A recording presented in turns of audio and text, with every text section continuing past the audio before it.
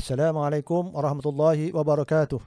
Cause unknown. Sebenarnya, punca tidak diketahui adalah tajuk buku yang ditulis lebih setahun lalu, hujung tahun 2022.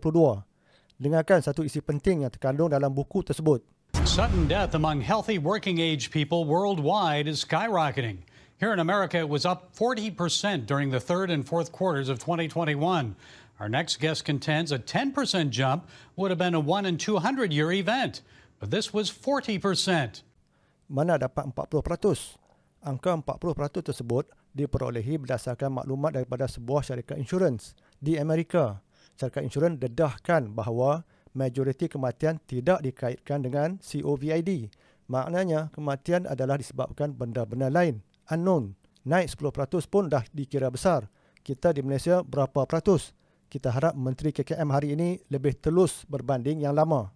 Sebenarnya sebelum ini, setahun yang lepas, negara kita dah pun dikejutkan dengan perkara sama, di mana pada ketika itu ada surat 100 orang doktor kepada PM memberi pandangan dan cadangan berkaitan polisi vaksinasi terhadap wabak berjangkit. Doktor-doktor tersebut, mereka prihatin dan mereka telah dengar pelbagai keresahan dalam kalangan sebahagian rakyat yang tidak berpuas hati dengan beberapa tindakan kerajaan. Ada kajian peringkat antarabangsa lagi dalam jurnal terkemuka yang simpulkan bahawa wujud peningkatan kes berkaitan jantung lelaki muda lepas dos kedua.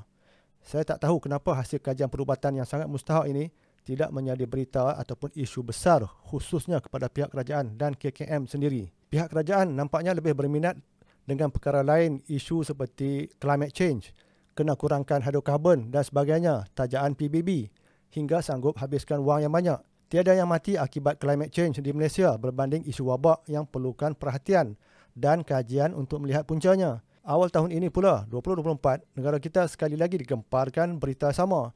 Kematian mengejut. Dah berapa kali? Berapa kali lagi berita ini hendak diulang sebelum Malaysia khususnya dan dunia amnya nak buka mata? Dunia perubatan hari ini saya percaya dikawal oleh syarikat-syarikat farmaceutical gergasi, khususnya berdasarkan apa yang berlaku sejak 3 tahun yang lepas. Adakah ini bermaksud sebelum kedatangan wabak mereka tak kuasai? Hakikatnya mereka dah lama pengaruhi bidang perubatan dulu lagi, sebelum wabak lagi. Mereka juga telah dihukum, tapi denda wang saja.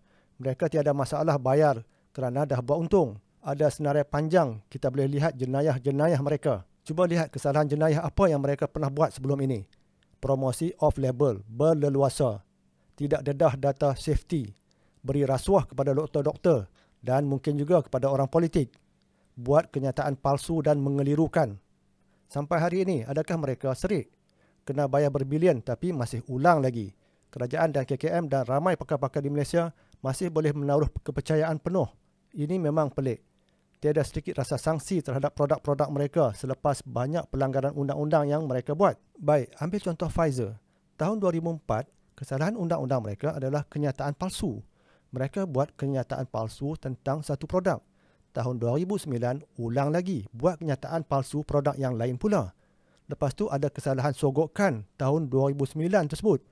Makin bertambah kesalahan mereka berbanding 2004. Ketika ramai sakit, ramai yang mati, mereka dapat hasil jualan berbilion. Tahun 2006 sampai 2022, kita dapat lihat hasil puluhan bilion setiap tahun.